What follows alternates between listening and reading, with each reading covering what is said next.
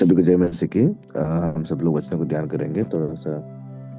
मैं इस वक्त में सब राष्ट्र को देना चाहता हूँ। आशीष प्रद्रा हमारे बीच में आज वचनों। सभी को जय मसीह की। हम आगे बढ़ेंगे। हम एक दुआओं के साथ हम आज के डिवोशन को शुरू करेंगे। पवित्र प्रभु, धन्यवाद देते इस सुंदर सा समय हमारे जीवन में देने के लिए। पिता, तुमने इतना अनुग्रह किया, आशीषित किया प्रभु जी। फिर से आज की सुबह प्रभु जी तुमने हमें दिया, रात में अच्छा मीठा नींद दिया प्रभु जी, इसलिए हम तुझे धन्यवाद देते प्रभु। अब जब हम तेरी वचन की ओर जाएंगे तो तेरी उपस्थिति हमारे बीच में रखना प्रभु जी, ताकि हम तेरी वचन को समझ पाए, जान पाए, हमारे दिलों में समा पाए प्रभु जी, और हमारे जीवन में उसको कार्यरत कर पाए। वैसे अनुग्रह आशीष करने के लिए प्रार्थना करते। जुड़े हुए सबों को आपके हाथों में सौंपते प्रभु जी, सबके दिलों को, मनों को खोलने के लिए प्रार्थना करते प्रभु जी, ताकि वो इस वचन को अपने दिलों में, मनों में समा पाए। आगे का संपूर्ण समय को हम सबों को फिर से आपके हाथों में देते हुए प्रार्थना यीशु के नाम से मांगते पिताजी, आमीन। तो ठीक है, आज के मनन के लिए हम देखेंगे गलतियों की पत्री, उसका 3 अध्याय 18 से 29 तक हम पढ़ेंगे। गलतियों की पत्री उसका 3 अध्याय वचन 18 से 29 तक। यहाँ पे इस प्रकार लिखा है, क्योंकि यदि मीरास व्यवस्था से मिलती है तो फिर प्रतिज्ञा से नहीं, परंतु परमेश्वर ने अब्राहम को प्रतिज्ञा के द्वारा दे दी है। तब फिर व्यवस्था क्यों दी गई? वो तो अपराधों के कारण बाद में दी गई कि उस वंश के आने तक रहे जिसको प्रतिज्ञा दी गई थी, और वो स्वर्गदूतों के द्वारा एक मध्यस्थ के हाथों ठहराई गई। मध्यस्थ तो एक का नहीं होता, परंतु परमेश्वर एक है। तो क्या व्यवस्था परमेश्वर की प्रतिज्ञाओं के विरुद्ध में है? कदापि नहीं, क्योंकि यदि ऐसी व्यवस्था दी जाती जो जीवन दे सकती तो सचमुच धार्मिकता व्यवस्था से होती, परंतु पवित्र शास्त्र ने सबको पाप के अधीन कर दिया, ताकि वो प्रतिज्ञा जिसका आधार यीशु मसीह पर विश्वास करना है, व्यवस्था करने वालों के लिए पूरी हो जाए। पर विश्वास के आने से पहले व्यवस्था की अधीनता में हमारी रखवाली होती थी, और उस विश्वास के आने तक जो प्रकट होने वाला था, हम उसी के बंधन में रहे। इसलिए व्यवस्था मसीह तक पहुंचाने के लिए हमारे शिक्षक हुई है कि हम विश्वास से धर्मी ठहरे। परंतु जब विश्वास आ चुका तो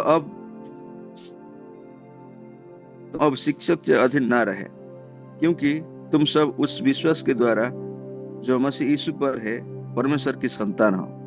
और तुम में से जितनों ने मसीह के बपतिस्मा लिया है, उन्होंने मसीह को पहन लिया है। अब ना कोई यहूदी रहा और ना यूनानी, ना कोई दास ना स्वतंत्र, ना कोई नर ना नारी, क्योंकि तुम सब मसीह यीशु में एक हो। और यदि तुम मसीह के हो तो अब्राहम के वंश और प्रतिज्ञा के अनुसार वारिस भी हो। परमेश्वर इस वचन को पढ़ने और सुनने में हम सबको आशीष दे। तो मेरे प्रियो, आज हम एक ऐसे व्यक्तित्व के बारे में हम ध्यान करेंगे जो हमारे समय की सबसे विवादास्पद भारतीय महिला, एक संस्कृत विद्वान, एक समाज सुधारक, एक ईसाई धर्म में परिवर्तित, जिन्होंने एक अद्वितीय जीवन पथ के साथ महिलाओं के जीवन को बेहतर बनाने की कोशिश की, पंडिता रमाबाई सरस्वती। उन्होंने पुणे में एक सभा में हंगामा खड़ा कर दिया था, जहां उन्होंने कहा था, मैं उद्भुत करता हूं कि महिलाएं सब कुछ कर सकती है जो एक पुरुष कर सकता है, सिवाय शराब पीने के। पंडिता रमाबाई ने 19वीं सदी के भारत में एक उच्च जाति के हिंदू महिला के जीवन को सीमित करने वाले लगभग हर नियम और परंपरा को तोड़ा। वो दुर्लभ महिला थी जिन्होंने संस्कृत सीखी थी, क्योंकि संस्कृत का अध्ययन ब्राह्मण पुरुषों के लिए आरक्षित था।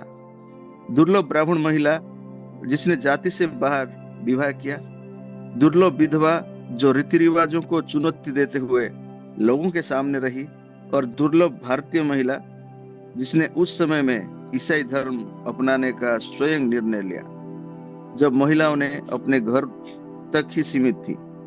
पंडिता रमाबाई महिलाओं की शिक्षा के साथ साथ सार्वजनिक मामलों में भागीदारी की एक मुखर समर्थी थी। उन्होंने महिलाओं के अधिकारों पर व्याख्यान देते हुए पूरे भारत की यात्रा की। उन्होंने ब्रिटेन और संयुक्त राज्य में अध्ययन किया। उन्होंने जापान और ऑस्ट्रेलिया में व्याख्यान दिए और संस्कृत के साथ साथ अपनी मातृभाषा मराठी में पढ़ाई। अपने समय की सबसे उल्लेखनीय बात यह थी कि पंडिता रमाबाई ने एक अकेली महिला और एक अकेली मां के रूप में इन भागों को संभाला। तो जब हम उस एक महान व्यक्तित्व के बारे में हम देखते हैं तो कुछ चीजें अलग अलग विद्वान अलग अलग तरीके से कहते हैं। तो इसमें हम देखते हैं कि पंडित रमाबाई सरस्वती का जन्म 23 अप्रैल 1858 को कर्नाटक में, जो उस समय मद्रास प्रेसिडेंसी का हिस्सा था। तो जब इस चीज को आता है तो हमें कंफ्यूज नहीं होना है, क्योंकि उस समय पे हमारा देश का जो भौगोलिक अवस्था या भौगोलिक स्थिति थी वो अलग थी। तो इसलिए उनका जो मातृभाषा वो मराठी कहा जाता है। उसका मतलब वो महाराष्ट्र, अब के महाराष्ट्र जो है वहां पे थे, लेकिन वो कर्नाटक की एक जिला में आता था उस समय पे, और वो पूरा एरिया मद्रास प्रेसिडेंसी के रूप में लिया जाता था। इसलिए वो मद्रास प्रेसिडेंसी के कर्नाटक में और उन पैदा हुए थे 23 अप्रैल 1858 को, लेकिन उनका मातृभाषा मराठी था। उसका मतलब वो आज के दिन में जो पुणे के आसपास की एरिया है उस जगह से पे उनका जन्म हुआ था। उनके पिता आनंद शास्त्री डंगरे या फिर रावजी डंगरे बोल के भी हमें देखने के लिए मिलता है। तो वो आनंद शास्त्री डंगरे ने जंगल के बीच में एक आश्रम बनाया था। यह एक आवासीय आश्रम था जहां ब्राह्मण लड़कों को संस्कृत पढ़ाई जाती थी। रमाबाई के जीवन के प्रस्तुत करते हुए हम उनके पिता की विरासत को नजरअंदाज नहीं कर सकते। उनके पिता ने एक अपरंपरागत लेकिन घटनापूर्ण जीवन जिया, और उनके जीवन में ने निश्चित रूप से उनकी बेटी के भविष्य के विकल्पों के साथ साथ उनकी मानसिकता को भी प्रभावित किया, ताकि रमाबाई के भविष्य की गतिविधियों को समझा जा सके। मैं संक्षेप में उनके पिता के बारे में कुछ जीवनी संबंधी जानकारी दूंगा। आनंद शास्त्री डोंगरे का जन्म एक चितपावन ब्राह्मण परिवार में हुआ था, लेकिन उन्होंने अपने जाति नियमों का सख्ती से पालन नहीं किया। आनंद शास्त्री को रामचंद्र शास्त्री सत्य द्वारा संस्कृत विद्वान के रूप में प्रशिक्षित किया गया था। श्री सत्य मराठा साम्राज्य के अंतिम पेशवा के शिक्षक भी थे, जो पुणे में अपने वर्षों के दौरान बाजीराव द्वितीय थे। आनंद शास्त्री ने सुना कि वाराणसी बाई वो पेशवा की पत्नी थी। वो पेशवा के महल में संस्कृत के श्लोक पढ़ रही थी, और आश्चर्यजनक था क्योंकि वो सभी जाति नियमों का उल्लंघन कर रहा था, क्योंकि दिव्य भाषा संस्कृत का ज्ञान केवल ब्राह्मण पुरुषों के लिए आरक्षित था। इस तथ्य ने युवा आनंद शास्त्री डोंगरे को गहराई से प्रभावित किया। वर्ष 1818 था और पेशवाओं ने राजनीतिक शक्ति खो दी थी। तब आनंद शास्त्री अपने घर वापस आए और अपनी पहली पत्नी को संस्कृत सिखाने की कोशिश की, लेकिन यह प्रयास तुरंत विफल हो गया क्योंकि परिवार के सदस्यों ने इसका विरोध किया। तत्कालीन जाति नियमों के खिलाफ था। या हमें यह कहना चाहिए कि उस समय प्रचलित मौजूदा जाति नियमों के खिलाफ था। लेकिन आनंद शास्त्री अपनी दूसरी पत्नी 9 वर्षीय लक्ष्मीबाई के साथ इस कार्य में सफल रहे, और लक्ष्मीबाई पंडिता रमाबाई की माँ थी। आनंद शास्त्री डोंगरे ने लक्ष्मीबाई से तब विवाह किया था जो वो 44 वर्ष के थे। लक्ष्मीबाई एक अन्य परेशान करने वाले ब्राह्मण तीर्थयात्री की बेटी थी जो अपनी 2 बेटियों के लिए पति की तलाश कर रहे थे। इनकी बड़ी उम्र के अंतर वाली शादी उस समाज में असामान्य नहीं थी जहां ब्राह्मण लड़कियों को यौवन से पहले शादी करने के लिए बाध्य किया जाता था और विधुर जीवन में बाद में भी पुनर्विवाह कर सकते थे, लेकिन किसी भी उम्र की विधवाओं को फिर से शादी करने की सख्त मनाही थी, भले ही वो बाल विवाह हो। रमाबाई के पिता वो महंगे धार्मिक अनुष्ठान करते थे जिससे परिवार की आर्थिक स्थिति खराब हो गई। उससे उनका स्वास्थ्य भी खराब हो गया। बाद में रमाबाई ने इन अर्थहीन अनुष्ठानों की आलोचना की क्योंकि वो हमेशा अपने पिता के विचार के 2 महत्वपूर्ण और प्रगतिशील पहलुओं की सराहना करती थी। पहला, अपनी बेटियों को शिक्षा देने पर उनका जोर, और दूसरा, पंडित रमाबाई के लिए बाल विवाह की व्यवस्था न करने का उनका निर्णय। अब मेरी बात ध्यान से सुनो। अगर बाल विवाह आम थे उस समय पे तो रमाबाई ने बचपन में शादी क्यों नहीं की? क्योंकि उसकी बड़ी बहन का बाल विवाह विफल हो गया। उनकी बड़ी बहन कृष्णाबाई की शादी एक लड़के से हुई, लेकिन एक समझौता के साथ। यह समझौता था कि लड़का दुल्हन के साथ उसके घर पर रहेगा और उसके साथ शिक्षा प्राप्त करेगा, लेकिन जैसे ही समारोह समाप्त हुआ लड़के को उसके माता पिता घर ले गए और अगले वर्ष उसने अपनी क्षमताओं को विकसित किए बिना और मूल्य रूप से कुछ भी नहीं किया। 13 साल बाद वो अपने पत्नी का दावा करने गया और दुल्हन के परिवार पर अदालत में मुकदमा दायर किया क्योंकि उन्होंने अपनी प्यारी बेटी को उससे बेकार आदमी के साथ रहने से इनकार कर दिया था। उसने मामला जीत लिया और युवती उसके साथ जाने के लिए बाध्य हुई, लेकिन बहुत जल्दी रमाबाई की बहन हैजा के कारण मर गई। जब पंडिता रमाबाई 8 वर्ष की थी, उसके पिता लगभग 70 वर्ष के थे। इसलिए रमाबाई को शिक्षित करने का कार्य अब रमाबाई की मां लक्ष्मीबाई ने किया। रमाबाई को क्या करना पड़ा? संस्कृत ग्रंथ की हजारों पंक्तियों को याद करना, क्योंकि उस समय मुद्रित या प्रिंटेड पुस्तक उपलब्ध नहीं था।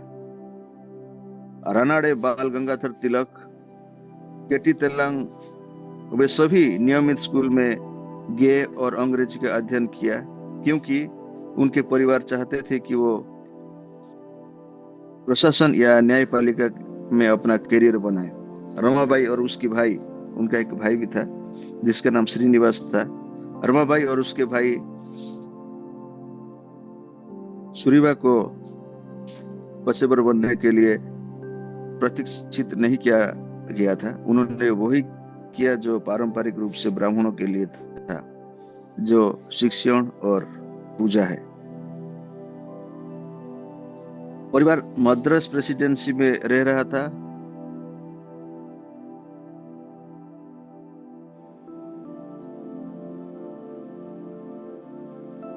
और साथ ही वे भजन की भीख नहीं मांगना चाहते थे, इसलिए उन्होंने जंगल का पत्ता खाना शुरू कर दिया। आनंद शास्त्री ने जल समाधि के हिंदू धार्मिक ग्रंथ के ज्ञान के प्रशंसा रमाबाई को महिलाओं पर सार्वजनिक व्याख्यान और महिलाओं के लिए उनके घरों में निजी भाषण देने तक के लिए कहा गया था और उनके मुख्य स्रोत हिंदू ग्रंथ और पारंपरिक कथाएं थी। उन्हें राजा राम मोहन राय के ब्राह्मण समाज से भी परिचित कराया गया था। बंगाल में रहने के दौरान रमाबाई का ईसाई धर्म के साथ पहला सामना हुआ था। उन्हें एक ईसाई सेवा में भाग लेने के लिए आमंत्रित किया गया था, उनके इस घटना से उन्हें बहुत प्रभावित नहीं किया। उन्हें एक संस्कृत बाइबल भी उपहार में दी गई थी। जहां तक कि इससे भी वो प्रभावित नहीं हुए। उस समय में एक और बहुत महत्वपूर्ण समाज सुधारक बंगाली केशव चंद्र सिंह, जिन्होंने रमाबाई को प्रोत्साहित किया कि उन्हें वेदों का भी अध्ययन करना चाहिए। शुरू में रमाबाई ने सोचा कि वेद महिलाओं के लिए निषिद्ध है, लेकिन फिर उन्होंने उपनिषद भी पढ़े और धीरे धीरे उन्हें अपने धर्म के एक सामान्य असंतोष महसूस हुआ। लेकिन फिर वर्ष 1880 में उसके भाई की मृत्यु हो गई और उन्होंने दास मेधवी ने रमाबाई के सामने विवाह का प्रस्ताव रखा, जो विपिन दास मेधवी, उन्होंने उसे स्वीकार कर लिया। लेकिन विपिन बिहारी एक बंगाली थे, वो ब्राह्मण नहीं थे। यह एक अंतर्जातीय विवाह था। समाज अंतर्जातीय या फिर इंटर कास्ट हम कह सकते हैं, उस विवाह को स्वीकार नहीं कर रहा था। तब युवा जोड़ा सिलचर चला गया, जो कि एक असम में है। अब की समय पे वो असम में है। 1881 में वो एक वर्ष बाद जोड़े ने अपनी बेटी मनोरमा को स्वागत किया। लेकिन तब रमाबाई पर फिर से त्रासदी आ पड़ी। वो 23 वर्ष की थी जब विपिन बिहारी उसकी पति बीमार से मृत्यु हो गए, जिसने वो अपनी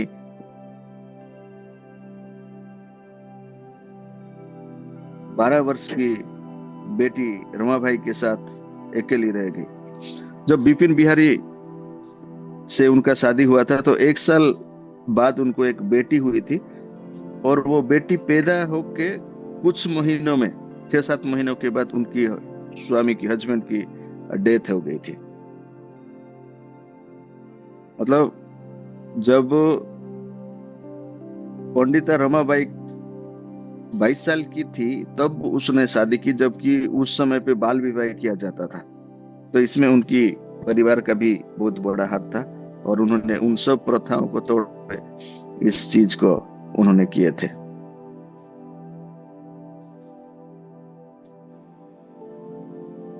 और बेटी रमाबाई के साथ अकेले रह गई। पंडित रमाबाई की योगदान के बारे में बात करते हुए 3 बातें ध्यान में रखने की आवश्यकता है।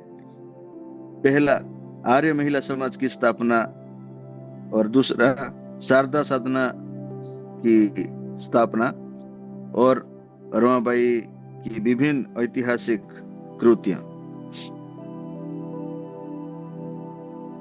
तो यहाँ पे हम वैसे एक महिला के बारे में हम देखते हैं। इनके बारे में जब हम स्टडी करेंगे तो बहुत कुछ है जो कि इतनी सीमित समय में हम नहीं बता सकते, नहीं जान सकते। बहुत कुछ उन्होंने किया उस समय में, जिस समय पे जाति प्रथा एक ऐसे दौर पे था, जाति प्रथा ही सब कुछ था उस समय पे, और महिलाओं को कुछ भी नहीं माना जाता था, एक वस्तु की तरह।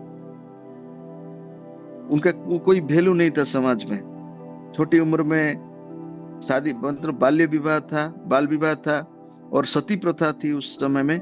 हम सब जानते हैं, अगर स्वामी की मौत हो गया तो स्वामी की जुई में या फिर जिसमें पति को जलाते हैं उसके साथ उसको, उसी स्त्री को भी वहां पे जला देते थे। ऐसी एक स्थिति थी। उसी इस समय पे 22 वर्ष की उम्र में शादी करना वो अपने आप में एक महान विषय था। अगर हम देखते तो छोटी सी उम्र में उन्होंने उनकी बहन को खो दी।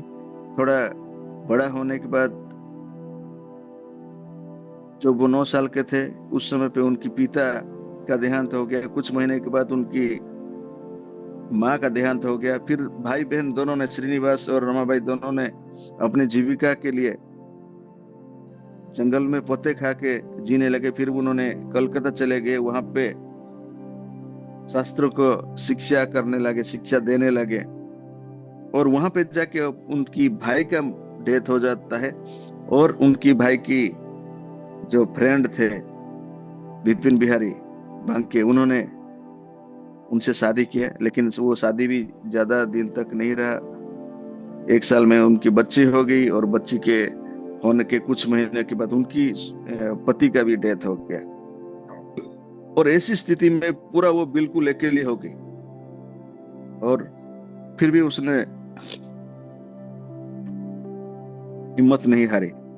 वहां से अपनी बेटी को लेके वो वापस पुणे आ जाते हैं, और वहां पे महिलाओं के लिए उन्होंने कुछ करना चाहा, क्योंकि उस समय महिलाओं के लिए जिस तरह से पीड़ित किया जाता था, उनके लिए कुछ करना चाहा।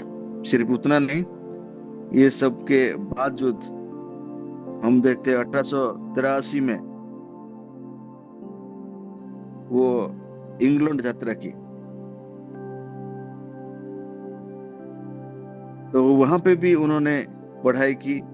वो अमेरिका में गई, वहां पे पढ़े। एक डॉक्टर होने का उनको बहुत इच्छा था, ताकि समाज में वो कुछ सेवा दे सके, लेकिन वो डॉक्टर नहीं बन पाई। इंग्लैंड में जाके पूरी तरह से उन्होंने ईसाई धर्म को स्वीकार किया, और थियोलॉजी वहां पे स्टडी की, परमेश्वर के बारे में वहां पे स्टडी किए।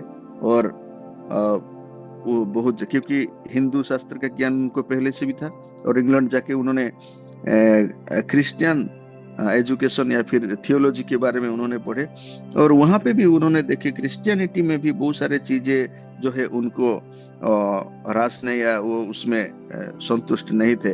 तो वहां पे भी उन्होंने प्रोटेस्ट करने लगे कि क्रिश्चियनिटी में भी ये सारे चीजें नहीं होना चाहिए।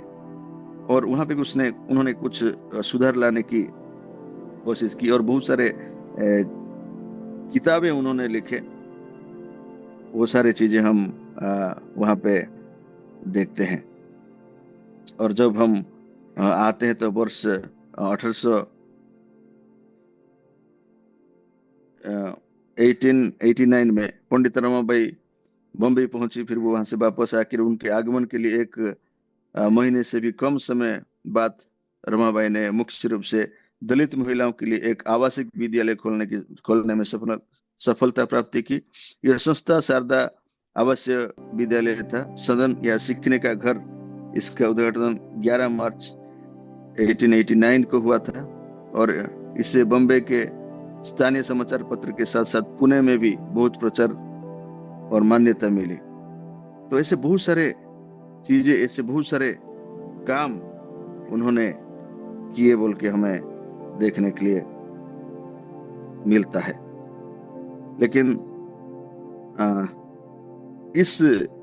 ये सारी चीजें करने के बाद भी आखिर में उनकी जो बेटी थी मनोरमा, उनका भी डेथ हो गया है। और मनोरमा के डेथ के बाद कुछ महीनों के बाद फिर वो उस चीज को वो सहन नहीं कर पाते, और उनका खुद का भी डेथ हो गया है बोल के हमें देखने के लिए मिलता है। लेकिन उनके जीवन से हमें बहुत कुछ सीख मिलता है। उनमें से कुछ जो है वो महिला की शिक्षा को बढ़ावा दिए। रमाबाई का दृढ़ विश्वास था कि शिक्षा महिला की सशक्तिकरण की कुंजी है। उन्होंने 1889 में पुणे के पास खेड़गांव में एक मुक्ति मिशन का स्थापना की। मिशन ने विधवाओं, अनाथ और दुर्व्यवहार शिकार महिलाओं के लिए एक सुरक्षित आश्रम प्रदान किया। रमाबाई ने इन महिलाओं को आश्रम, भोजन और शिक्षा प्रदान की।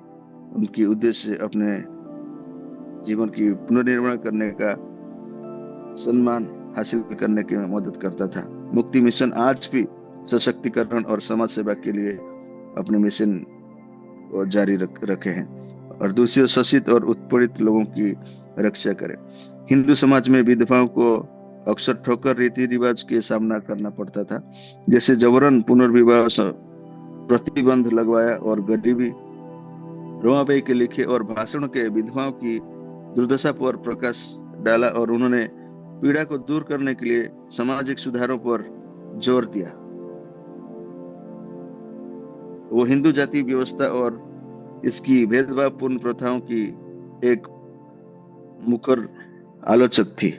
और तीसरा, समानता और न्याय के लिए प्रयास करें। रमाबाई का ईसाई धर्म में परिवर्तन उनके जीवन में एक महत्वपूर्ण माइलस्टोन जैसा था।